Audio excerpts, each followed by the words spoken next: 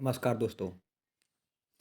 जैसा कि आप जानते हैं कि कल से गुप्त नवरात्रि शुरू हो रही है।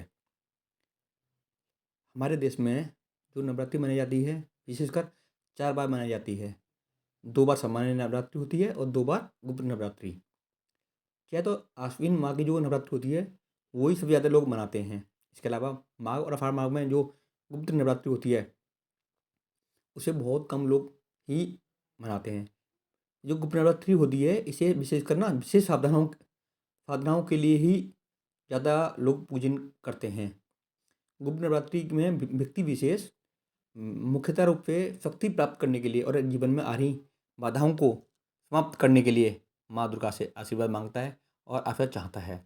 इस साल माघ माह की गुप्त नवरात्रि 30 जनवरी से शुरू होकर 7 फरवरी तक चलेगी। हिंदू पंचांग के अनुसार माघ माह के शुक्ल पक्ष की प्रतिपदा तिथि 29 जनवरी की शाम 6 बजे 5 मिनट से शुरू हो गई है, जो 30 जनवरी की शाम 4 बजे 10 मिनट तक रहेगी।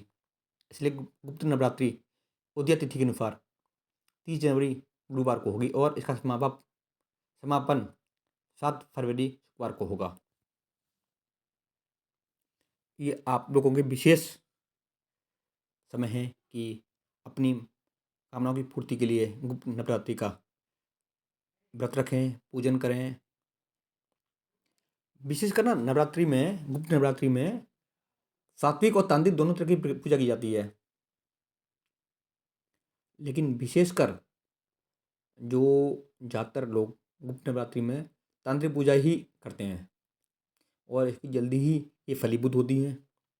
गुप्त नवरात्रि में साधना को ना बहुत ज़्यादा गोपनीय रखा जाता है और इसका प्रचार प्रसार जितना कम हो उतना ही अच्छा है। जितना आप लोग पूजा के दौरान अपनी इसकी पूजन की गोपनीयता रखेंगे, उतना ही अधिक लाभ मिलेगा आपको।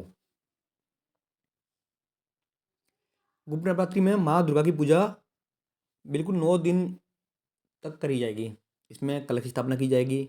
यदि कलश स्थापित किया है आपने, तो दोनों समय मंत्र जाप, चालीसा, सप्तशती का पाठ करें। इन दोनों समय में मतलब जब पूजा करते समय आरती करना अनिवार्य है। माँ को दोनों समय भोग अर्पित करें। इसमें लौंग बतासा का भोग सबसे उत्तम है। माँ के लिए लाल फूल चढ़ाएं। और हाँ, विशेष ध्यान ध्यान रखें इसमें, इस पूजा में आक, मदार, धूप और तुलसी का प्रयोग ना करें और पूरे दिन व्रत के समय अपने आहार और जीवन शैली को सात्विक बना कर रखें। जितना हो सके सात्विक जीवन जिएं।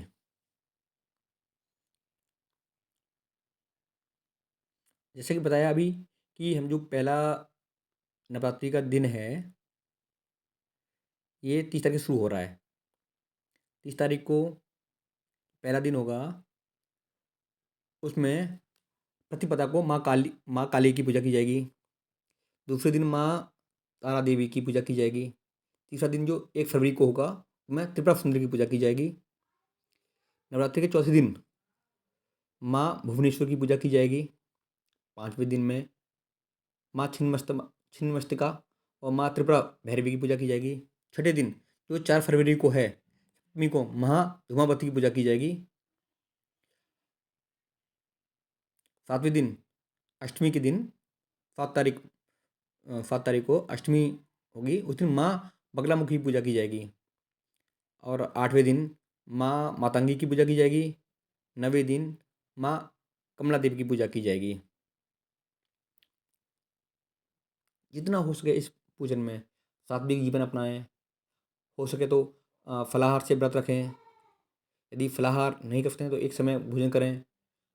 अगर दोनों समय भोजन कर रहे हैं तो कोशिश करें इसमें लहसुन प्याज का उपयोग ना करें।